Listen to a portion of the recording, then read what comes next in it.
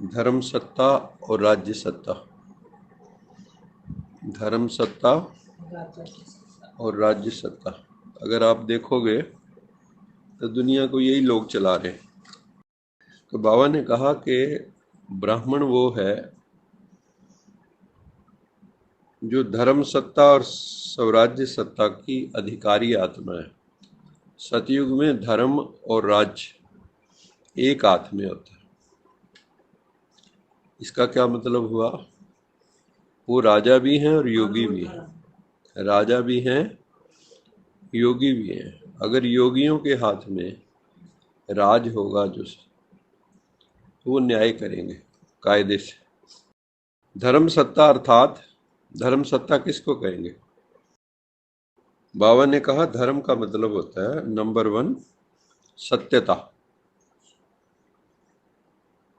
अगर कोई किसी भी धर्म को नहीं मानता लेकिन सत्यता पे चल रहा है तो वो धार्मिक है। और एक धर्म को तो मानता है, सत्य पे नहीं चल रहा, किसको बेटर कहेंगे? आजकल क्या हो रहा है कि हम कहते हैं मैं सिख हूं, मैं हिंदू हूं, मैं मुस्लिम हूं, मैं ईसाई हूं, लेकिन सत्यता पे कोई चल के राजी नहीं आपस में। अगर सब सत्य पे चलते होते तो झगड़ा होता? कभी हो ही नहीं सकता। तो बाबा कहता है एक सत्यता, दूसरी पवित्रता। क्योंकि सारे धर्मों का सार क्या है? पवित्रता। वो कहते हैं ना, अंतःकरण की शुद्धि, मन बुद्धि की शुद्धि, इंद्रियों की शुद्धि, शुचिता, जिसको शुचिता भी बोल देते हैं। तो बाबा कहते हैं सत्यता पवित्रता के धारणा स्वरूप वो हैं धार्मिक लोग, जिनमें सत्यता और पवित्रता कूट कूट के भरी हुई है। दूसरी है स्वराज्य सत्ता, अर्थात अधिकारी बन सर्व कर्म इंद्रियों को अपने अधिकार से ऑर्डर में चलाना, अपने मन बुद्धि को, इंद्रियों को अपने शासन में रखना। ये नहीं कि ये अपनी मन मर्जी करें, ये प्रजा है, आप राजा हैं, तो ये सब आपके अधीन होने चाहिए। मन बुद्धि इंद्रियां, तो ये आपके अधिकार में चले। तो जिसके पास अधिकार होता है, शक्ति होती है, वही कुछ कर सकता है। जैसे मान लो एक जो है मंत्री बन गया, तो मंत्री के पास पावर है, उसके दस्तखत में पावर है। वैसे दस्तखत आप कहीं भी करते रहो, सारा दिन बैठे कागज पे, उसका कोई अर्थ है? लेकिन कई बार उस दस्तखत के भी लोग पैसे लेते हैं आज की दुनिया में। तो बाबा कहते हैं कि असली जो राज्य सत्ता है वो है स्वशासन, स्वराज्य। स्वराज्य अधिकारी व स्वराज्य के सत्ताधारी किसी भी परिस्थिति, प्रकृति और माया के सर्व स्वरूपों में अधीन नहीं बनेंगे।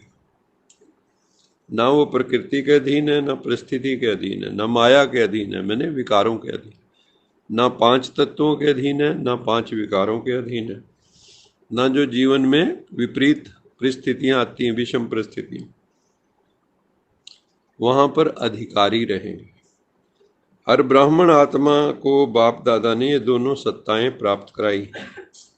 सभी में ये दोनों सत्ताएं हैं कि अभी पूरी नहीं आई हैं। बाबा पूछ रहे हैं कि आपने राज्य सत्ता, धर्म सत्ता प्राप्त हो गई है आपको, या अभी पूरी नहीं हुई है?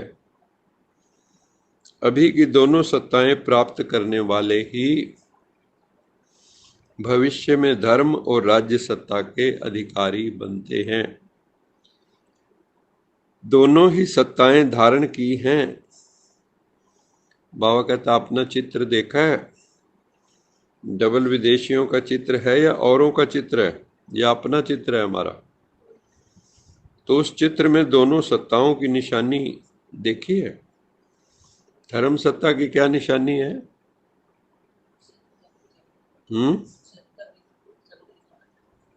सत्यता पे चलने वाला। और निशानी क्या होती है? कैसे दिखाते हैं चित्रों में? दर्शित। और धर्म सत्ता। लाइट का ताज होता है सिर के पीछे। सिर के पीछे क्या होता है? महापुरुषों के सिर के पीछे लाइट का ताज। और राज्य सत्ता का क्या है? हीरे जवाहरात का ताज। जो लक्ष्मी नारायण को देखो, राम सीता को देखो, लाइट का भी ताज है और माइट का भी ताज। माइट मैंने सत्ता, वो होता है हीरे जवाहरात का ताज। राजा लोग अपने सिर पे क्या मुकुट रखते, तो वो किस चीज की निशानी बताई बाबा ने? राज्य सत्ता की। जो सिर के पीछे लाइट का ताज है वो धर्म सत्ता की। तो वहां धर्म सत्ता और राज्य सत्ता एक हाथ में है। यहाँ धर्म निरपेक्ष। तो ऐसा अपना चित्र देखा है? अब धर्म निरपेक्ष का मतलब हो गया धर्म रहित। आजकल क्या है, राजनीति में भाई धर्म की बात मत करो, है ना। जैसे भी राजनीति को हमने गलत लोगों के हाथ में देना है जो धर्म को ना जानते हो।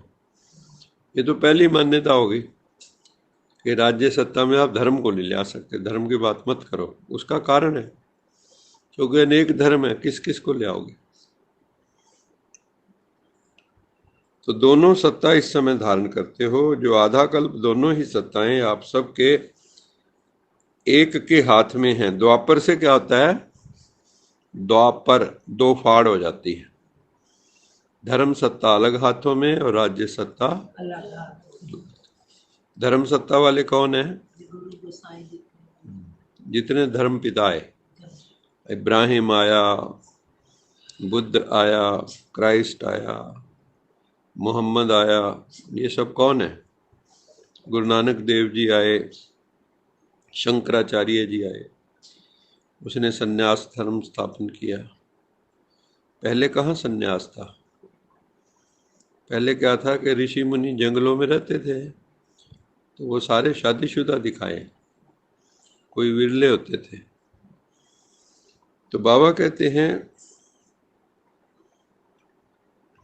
आधा कल्प दोनों ही सत्ताएं आप सबके एक हाथ में है। द्वापर से धर्म सत्ता अलग हो गई, राज्य सत्ता अलग हो गई, इसलिए धर्म पिताओं को फिर आना पड़ता है। धर्म का पतन हो गया, राइटियसनेस खत्म हो गई। जो पहले हम सही मार्ग, सही कर्म करते थे, सही सोचते थे, सही बोलते थे, वो खत्म होके क्या हुआ? अनराइटियस हो गया, गलत गलत। कभी कुछ भी बोल जाएंगे, कुछ भी सोच लेंगे, कुछ भी कर्म कर लेंगे। तो धर्म पिता और राजा दोनों अलग अलग रहे, लेकिन आपके राज्य में अलग होंगे क्या? हर एक के पास दोनों सत्ताएं होती हैं, इसलिए उसको क्या कहते हैं? अखंड निर्विघ्न राज्य। जहां एक ही धर्म हो तो क्या होगा? युद्ध होगा कोई धर्म के कारण? क्योंकि धर्म वहां जीते हैं, धर्म अलग नहीं। वहां धर्म के स्वरूप हैं, सब सब धर्म में स्थित हैं।